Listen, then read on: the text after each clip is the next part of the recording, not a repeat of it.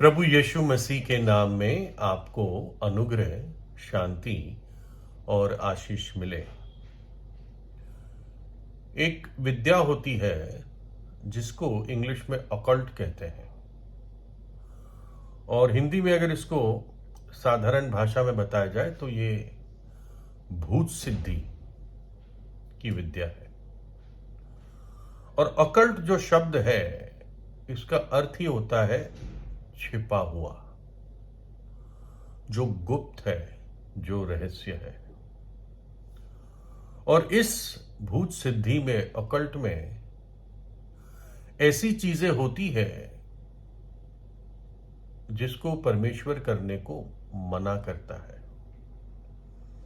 जो सच्चा, जीवित और पवित्र परमेश्वर है बाइबल का, वो ऐसी चीजों से परे रहने के लिए आज्ञा देता है, निवेदन नहीं करता है, आज्ञा देता है। यशाया 47:13 में लिखा है, तू तो युक्ति करते करते थक गई है।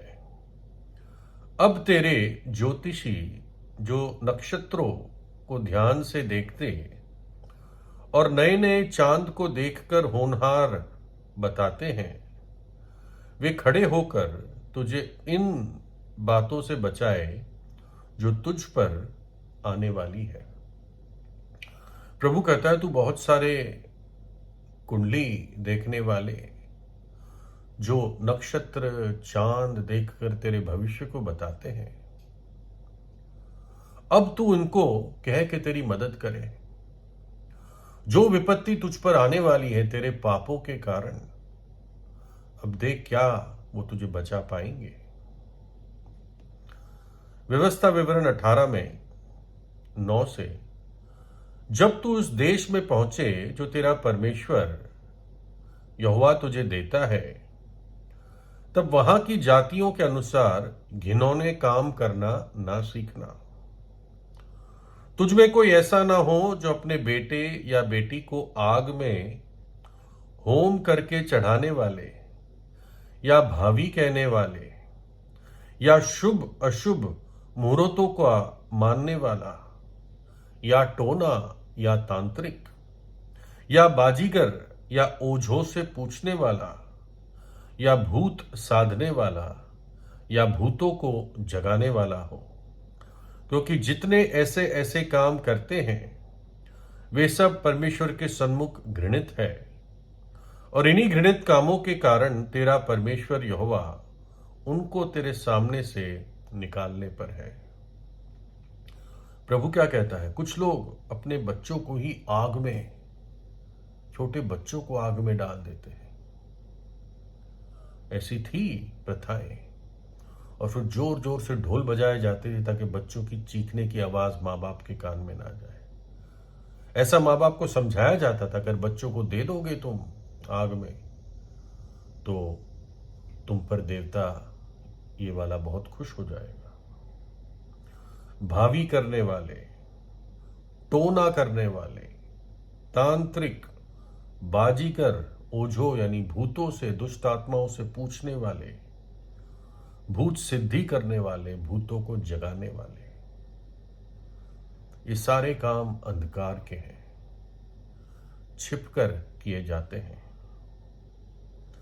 निर्गमन 22 में लिखा है, तू डायन को जीवित रहने ना देना।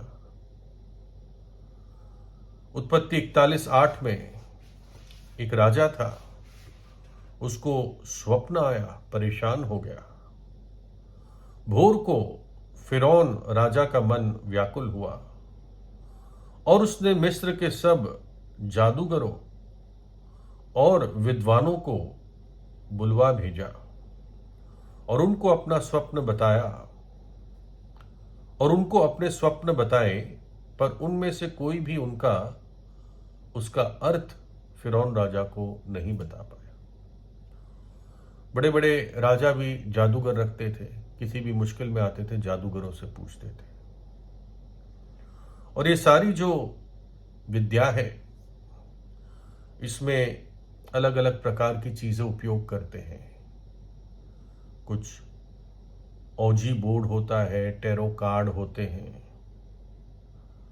ज्योतिष चार्ट होते हैं, मरे हुओं से संपर्क करना, मरे हुओं के साथ साधना करनी, तांत्रिक प्रथाएं, ये सारी बातें परमेश्वर कहता है इससे परे रहो, इससे दूर रहो, इसके पास भी ना जाओ। और बाइबल इनको अंधकार के काम बताती है। और ये सारी चीजों में जो व्यक्ति बेचारा शिकार बन जाता है, जो परिवार ये सारी चीजें उससे मांगती है, जो शिकार बन जाता है वो उसको देता ही रहता है।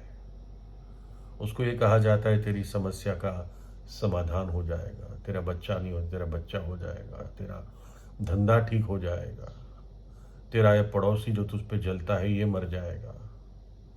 ऐसे सारे काम किए जाते हैं और वो व्यक्ति देता ही जाता है, कभी पैसा, कभी तेल, कभी बकरा, कभी ये कभी वो, कभी अपने बच्चों तक बलि कर देते हैं, कभी और लोगों को पकड़कर मार देते हैं कि तांत्रिक ने कहा था इसलिए हमने कर दिया। तो जो शिकारी है वो कुछ ना कुछ उनसे ऐंठता रहता है।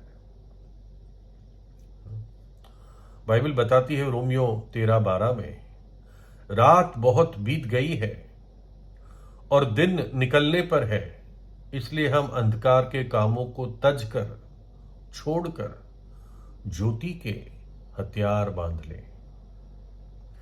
अविश्वासियों के साथ असमान जुए में ना जुटो, क्योंकि धार्मिकता और अधर्म का क्या मेल जोल, या ज्योति और अंधकार की क्या संगति।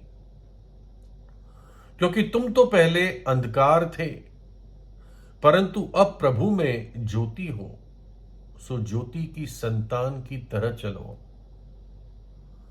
उसी ने, यीशु ने हमें अंधकार के वश से छुड़ाकर अपने प्रिय पुत्र के राज्य में प्रवेश कराया। परमेश्वर ने हमें अंधकार से छुड़ाया और प्रभु यीशु मसीह के राज्य में प्रवेश कराया। क्योंकि तुम सब ज्योति की संतान और दिन की संतान हो, हम ना रात के हैं ना अंधकार के हैं। ये उनके बारे में कहा जाता है जो अंधकार से निकल चुके, ऐसे कामों में थे, ऐसी बातें जो मन को अंधेरी कर देती थी, मन को उलझन में डाल देती थी, जहां पे पवित्रता की कोई बात नहीं थी। ऐसी अंधकार की बातों से परमेश्वर निकालता है। वो कहता है, परंतु तुम तो एक चुना हुआ वंश और राज पदधारी याजकों का समाज और पवित्र लोग और परमेश्वर की निज प्रजा हो, इसलिए कि जिसने तुम्हें अंधकार में से अपनी अद्भुत ज्योति में बुलाया है, उसकी स्तुति तुम करो। अंधकार से निकालकर ज्योति में लाया है, तो अब तुम परमेश्वर, सच्चे और जीवित परमेश्वर की आराधना करो। ये सारे जो अंधकार के काम हैं, टोने, भूत सिद्धि, तांत्रिक, ओझे, मृतकों से संपर्क करना, ये सारी बातें के लिए कुछ ना कुछ देना पड़ता है। जैसे मैंने बताया, शिकारी शिकार से कुछ ना कुछ लेता ही रहता है, कोई पैसा, कोई सामान, कोई ऐसा बलिदान एक व्यक्ति को देना पड़ता है। लेकिन जब मैं कलवरी के क्रूस की तरफ देखता हूं, जहां पर प्रभु यीशु मसीह ने अपना बलिदान दिया, तो वहां पर मैं परमेश्वर के प्रेम को देखता हूं। यहां पर परमेश्वर देता ही जा रहा है, ले नहीं रहा है, परंतु दे रहा है। उसने अपना प्रेम प्रकट किया और इस जगत को बचाने के लिए उसने अपने इकलौते पुत्र को दे दिया। और यहां पर मैं आनंद और जीवन देखता हूं। अंधकार में आनंद नहीं है, पाप में सुख है क्षण भर का, लेकिन मृत्यु है। लेकिन परमेश्वर की उपस्थिति में, उसके प्रेम में आनंद और जीवन है। और वो मांगता नहीं है, वो देता है, और वो देता ही रहता है।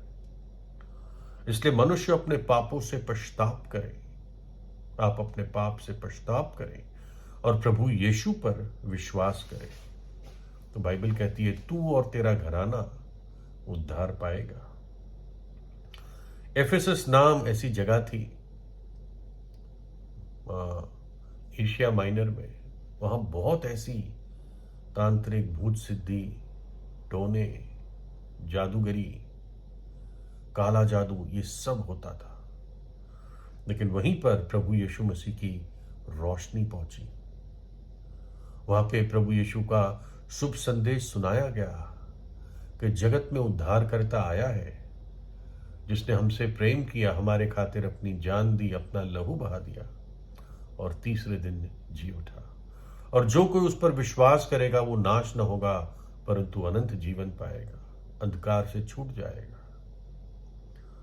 और ये बात इफिसुस के रहने वाले यहूदी और यूनानियों भी सब जान गए और उन सब पर भय छा गया और प्रभु यीशु के नाम की बड़ाई हुई। और जिन्होंने विश्वास किया था उनमें से बहुतों ने आकर अपने अपने कामों को मान लिया और प्रकट किया। और जादू करने वालों में से बहुतों ने अपनी अपनी पोथियां इकट्ठी करके सबके सामने जला दी।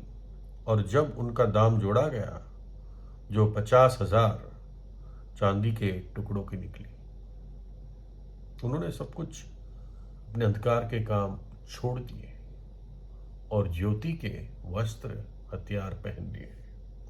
तो इसलिए अंधकार को छोड़कर रोशनी में प्रवेश करें। और प्रभु हर एक अपने बच्चे का भला ही सोचता है। कहता है जो विचार मैं तेरे प्रति रखता हूं वो शांति के हैं, हानि के नहीं है, ताकि अंत में तेरी आशा पूरी हो। जो परमेश्वर से प्रेम रखते हैं उनके लिए सब बातें मिलकर भलाई ही पैदा करती है। तो प्रभु यीशु पर विश्वास करें। प्रभु यीशु आपको आशीष दे।